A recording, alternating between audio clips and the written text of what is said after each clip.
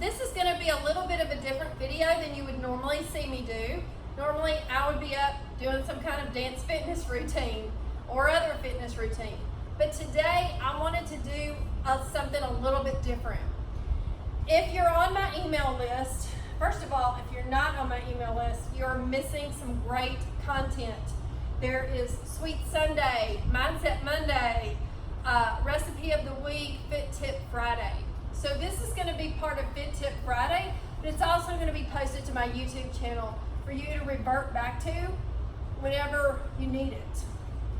I've been a fitness instructor for almost a decade, which is really hard for me to believe that I'm even saying that.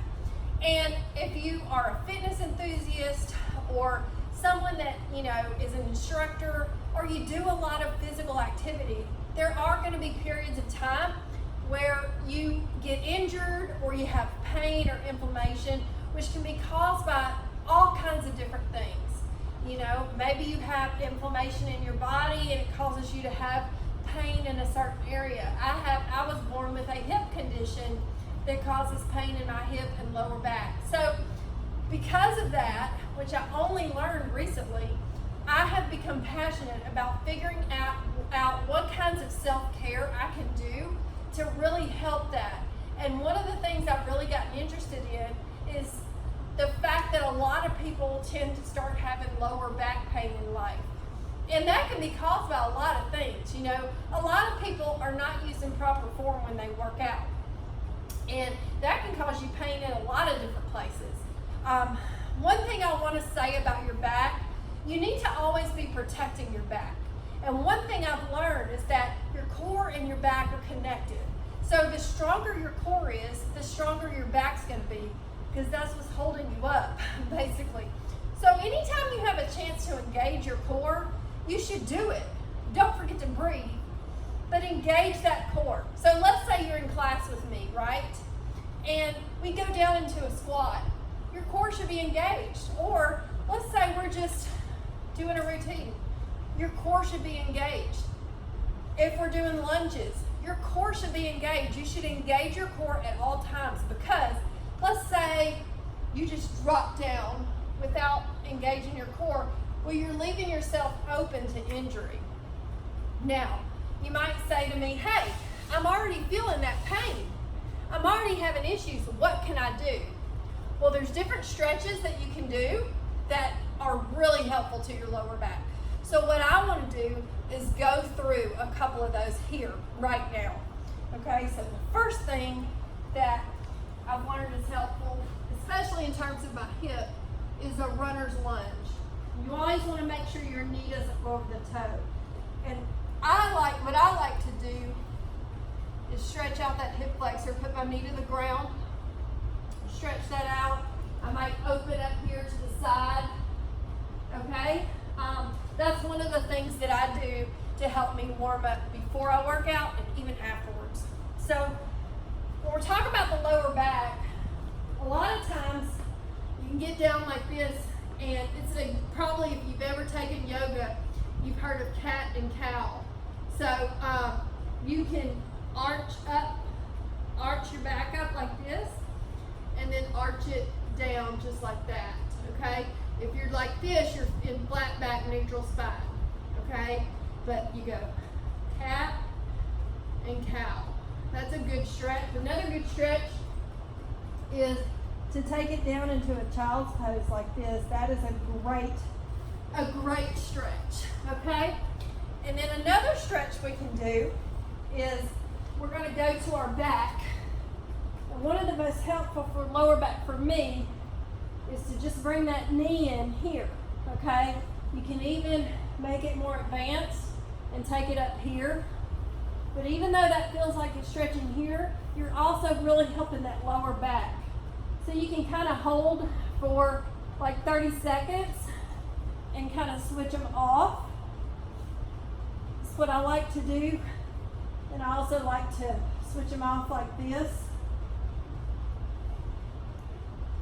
Okay. Another one that I really like to do is take one leg over your knee like this and bring that arm through and just pull it in. You can really feel that through the hip, down in here in that lower back. Just pull through, hold it there for a second, and then of course, pull through again. Okay, another way to get the most out of our lower back stretches is to stretch what's called the piriformis muscle.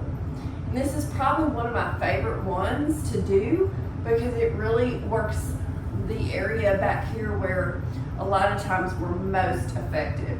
So I'm going to demonstrate that for us now. All right, so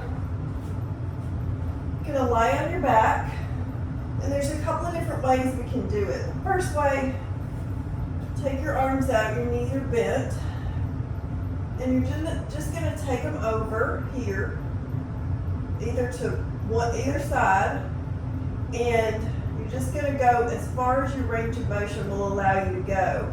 But you still want to keep that shoulder on the ground. Another way is to stretch the leg out. And you're going to take this knee and just bring it over.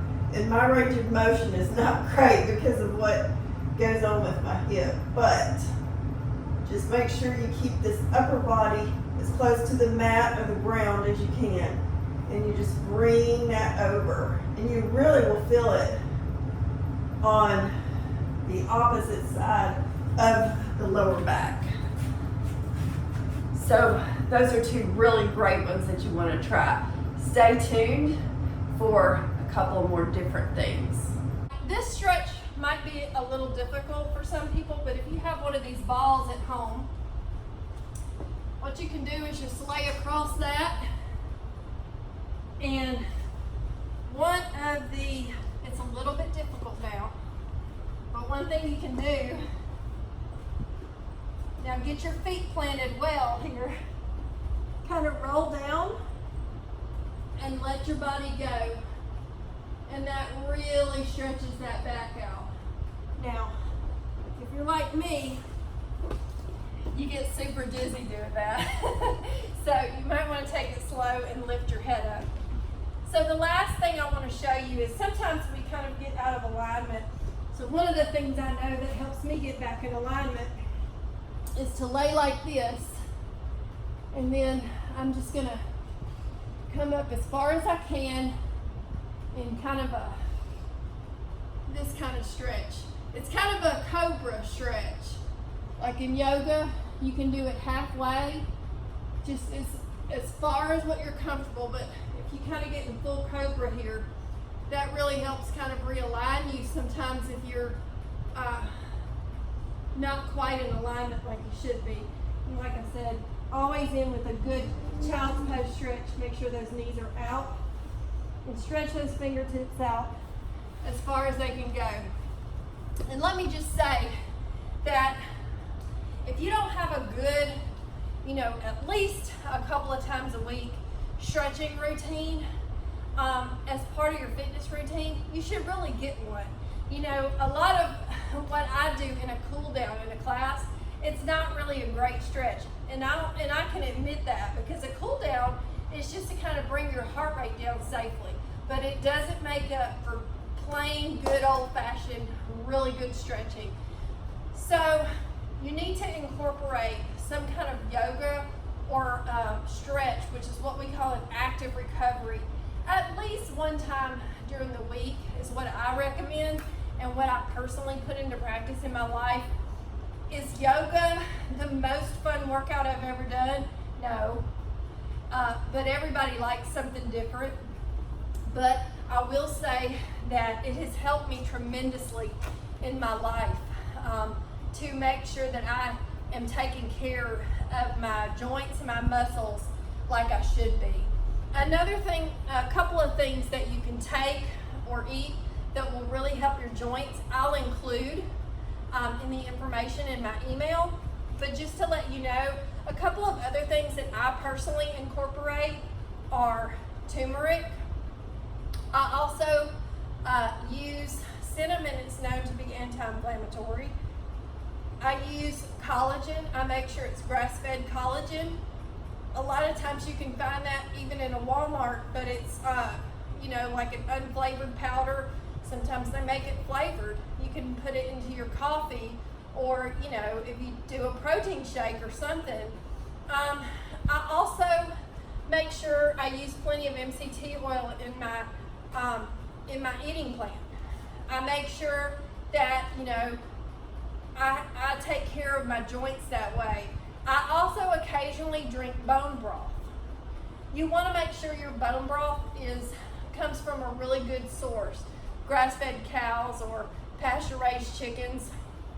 But bone broth has lots of collagen and great minerals in it, and that's another thing you can do to really take care of your joints and help your system kind of recover from inflammation. So there's a lot of different research you can do, and a lot of trainers and people will tell you a lot of different things, but the bottom line is that the only person that can take care of our body is us. And so if there's, you know, anything that you can do to develop a great self-care routine that includes stretching at least once a week, you got to do it. You only get one body and one life, and you want to make it every day, every second count. So thank you guys for watching. If you ever have any questions, hit me up. I'm just an email or message away. See you soon.